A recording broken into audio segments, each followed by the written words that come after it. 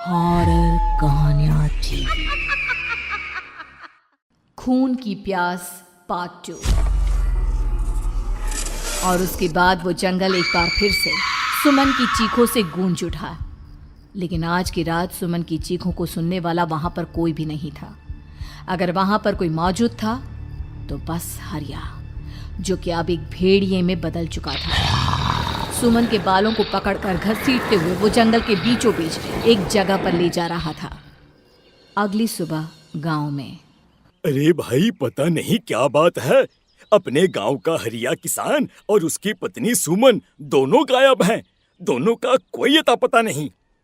अरे कैसी बातें कर रहे हो भाई, ये कब हुआ हैं? अरे पूरे गांव में खबर फैली पड़ी है। कल रात को दोनों खेत की तरफ जा रहे थे, लेकिन लौटकर आए ही नहीं। तो हो सकता है अपने खेत पर होंगे। पूरा गांव ढूंढ कर आया है भाई। जानते हो क्या मिला वहां पर? क्या हुआ भाई, क्या मिला? बताओ हमें, क्या मिला? अरे हरिया की पत्नी सुमन के कपड़े पड़े हुए थे। शरीर का एक एक कपड़ा फटा हुआ झोपड़ी के बाहर पड़ा था, लेकिन दोनों पति पत्नी का कोई पता ठिकाना नहीं था। अरे भाई, लेकिन उसका जो दोस्त है ना रामू किसान, उससे पता करके आते हैं ना। अब तक तो दोनों साथ ही खेत पर जाया करते थे। हाँ, हमें उसके घर जाना चाहिए भाई। चलो वहाँ चलते हैं, चलो। वो सारे लोग रामू के घर पर पहुंचते हैं। रामू अपने घर के बाहर बैठकर हुक्का पी रहा था। आज सारे के सारे लोग टोली बनाकर मेरे घर क्यों आ रहे हैं? क्या कोई मर गया क्या भाई? अरे कैसी बातें कर रहे हो? तुम्हारा सबसे अच्छा दोस्त हरिया और उसकी पत्नी गायब है, और तुम यहाँ बैठकर हुक्का पिए जा रहे हो हैं? रामू ने अजीब सी नजरों से उन सब गांव वालों की तरफ देखा, जिसकी वजह से वो लोग एक बार के लिए डर गए। गायब है? अरे गायब नहीं है, मुक्ति मिल गई है। उन दोनों को मुक्ति मिली है। इस दुनिया में आकर हर इंसान पाप करता है, और उसे उसके पापों के लिए मुक्ति मिलना बहुत जरूरी है। अरे ये कैसी बहकी बहकी बातें कर रहे हो भाई, हैं? और इसका चेहरा अजीब सा क्यों लग रहा है? लगता है दोस्त के मरने का गम बैठ गया है। पागल हो गया है शायद ये पागल। ये बात सुनते ही रामू चीख कर जोर से चिल्लाते हुए कहता है, पागल मैं नहीं हूँ, पागल तुम सब हो। और ये शैतानी जंगल अब तुम में से किसी को नहीं छोड़ने वाला, सबको खा जाएगा। याद रखना मेरी बात। शैतानी जंगल? कैसा शैतानी जंगल? लगता है रामू पागल हो चुका है। हमें यहाँ से चलना चाहिए भाई। चलो। तभी रामू की पत्नी बाहर आती है। नहीं, आप लोग इनकी बात का बुरा मत मानिए। 2 दिन पहले हरिया के साथ खेत पर गए थे। जब से वहाँ से आए हैं तब से ऐसी ही बातें कर रहे हैं। भगवान जाने ऐसा क्या देख लिया उन्होंने, खेत में कुछ भी बड़बड़ाते रहते हैं। लेकिन गांव के लोगों ने कमला की कोई बात नहीं सुनी, और वो सब वहां से चले गए। रात अब धीरे धीरे ढलने लगी थी। तभी अचानक किसी ने धीमी सी आवाज में रामू को पुकारा। रामू, आ जाओ, मैं तुम्हारा इंतजार कर रहा हूँ। और सुनो, अपनी पत्नी को साथ लेकर आना, नहीं तो काम अधूरा रह जाएगा। ये आवाज सुनते ही रामू के चेहरे पर शैतानी मुस्कुराहट आ जाती है। वो धीमे कदमों से अपने घर के अंदर आता है। क्या हुआ? तबीयत ठीक है ना अब आपकी? मैं तुझे अपने साथ खेत पर ले जाने आया हूँ, चल। मैं तुम्हारे साथ कहीं नहीं जाने वाली। मुन्ना गहरी नींद में सो रहा है, और उसे अकेला छोड़कर मैं तुम्हारे साथ खेत पर नहीं आ सकती। वैसे भी तुम्हारे उन खेतों में भगवान जाने कौन सा राक्षस घूम रहा है, मुझे तो डर लगता है। रामू गुस्से में दांत पीसता अपनी झोपड़ी से बाहर आ जाता है, और कमला गहरी नींद में अपने बच्चे के साथ सो जाती है। तभी अचानक रात को रामू की झोपड़ी के ऊपर एक साया वही गाना गुनगुनाते हुए घूमने लगता है, जो हरिया के मोबाइल में बजा करता था। मैं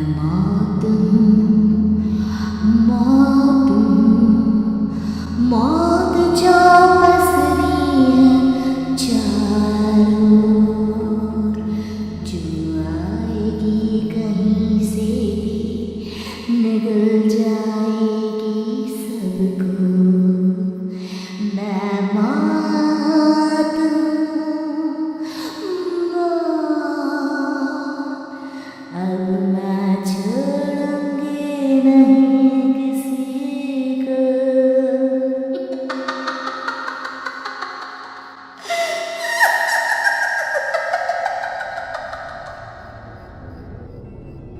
आवाज सुनकर रामू की पत्नी कमला की आंख खुलती है और वो देखती है कि उसका मुन्ना अपनी जगह से गायब था। कमला चीखते हुए बाहर दौड़ कर आती है। वहां पर उसने देखा कि रामू ने अपने बच्चे को झोपड़ी के बाहर एक पेड़ से उल्टा लटकाया हुआ था और उसका बच्चा चीख चीख कर रो रहा था। वहीं दूसरी तरफ एक साया बच्चे के ठीक नीचे आग जलाकर उसके चारों तरफ हैवानों की तरफ नाच रहा था। छोड़ दो मेरे बच्चे को। अरे क्या कर रहे हो तुम? शर्म नहीं आती तुम्हें? अपने ही बच्चे को इस तरह मौत के हवाले करते हुए। अपना बच्चा? किसने कहा ये मेरा बच्चा है? अरे ये तो उस रामू की औलाद है, इस गांव के किसान रामू की, और मेरी दुश्मनी इस गांव के हर इंसान के साथ है। क्या? कैसी बात कर रहे हो तुम? और ये औरत कौन है? ये मेरे बच्चे को खा जाएगी। तभी अचानक से उस साया ने एक बेहद खतरनाक दिखने वाली औरत का रूप ले लिया और उसकी आंखों से आग निकल रही थी। सही पहचाना तूने। मैं तेरे बच्चे को खा जाऊंगी। अगर तू अपनी इस हैवान पति रामू के साथ जंगल नहीं आई तो मैं तेरे बच्चे को खा जाऊंगी। लेकिन क्यों? आखिर क्या चाहते हो तुम मुझसे? मुझे जंगल क्यों ले जाना चाहती हो? औरत बुरी तरह से ठहाके मार मार कर जोर जोर से हंसने लगी और साथ में रामू भी। ये तो तुझे वहाँ चलने के बाद ही पता चलेगा ना। अगर तू नहीं आई तो थोड़ी देर में तेरा ये बच्चा आग में जलकर मर जाएगा। चल जल्दी। नहीं, मेरे बच्चे को छोड़ दो। तुम जहाँ कहोगे मैं तुम्हारे साथ चलने के लिए तैयार हूँ। और उसके बाद उस बच्चे को झोपड़ी में लिटाकर आगे आगे वो साया चल रहा था और उसके पीछे पीछे रामू अपनी पत्नी के बाल पकड़कर उसे घसीटते हुए जंगल की तरफ ले गया। जंगल में जाने के बाद कितनी खूबसूरत हो तुम। आज की रात बस तुम और मैं एक दूसरे के साथ रहेंगे। मुझे तुमसे बहुत डर लग रहा है। तुम्हें क्या हो गया है? तुम तो बिल्कुल ठीक थे। वो होगा जो हमारे बीच होना चाहिए। तो आओ अपने आप को मेरे हवाले कर दो। कमला ने डर की वजह से अपनी दोनों आंखें कसकर बंद कर ली थी। रामू ने बुरी तरह से चीख कर कमला से कहा, आंखें खोलो अपनी और मेरी तरफ देखो। कमला ने जैसे ही अपनी आंखें खोली उसने देखा कि रामू एक खतरनाक खूनी हैवान में बदल चुका था। कौन हो तुम? जाने दो मुझे। क्या चाहते हो मुझसे? वही जो एक आदमी एक औरत से चाहता है। मैं तुम्हारा पति रामू नहीं बल्कि इस जंगल का एक भेड़िया हूँ और आज की रात तुम्हारे खून से अपनी प्यास बुझा जाऊं। और उसके बाद वो जंगल कमला की दर्दनाक चीखों से गूंज उठा। अगली सुबह कमला के कपड़े भी जंगल में उसी तरह पाए गए जैसे कि सुमन के पाए गए थे। इस घटना के बाद पूरे गांव में दहशत का माहौल था। अपने माँ बाप की मौत और गांव में हो रहे इस तरह की घटनाओं की खबर सुनकर किशन शहर से गांव लौट आया था। अपने माँ बाप की बेदर्द मौत की वजह से वो बहुत परेशान था। तभी अचानक उसे अपने घर में खाट के नीचे पड़ा हुआ वो मोबाइल फोन मिला जो उसने अपने पापा हरिया को गिफ्ट किया था। अरे कितने प्यार से पापा के लिए मोबाइल फोन लेकर आया था। इसे एक दिन भी काम में नहीं ले पाए। और आखिर कौन है जो गांव में इस तरह की हत्याएं कर रहा है? क्या है इन सब के पीछे? क्या है? मुझे पता करना ही होगा, वरना एक दिन पूरा का पूरा गांव खाली हो जाएगा। इस गांव में एक भी जिंदा इंसान नहीं बचेगा।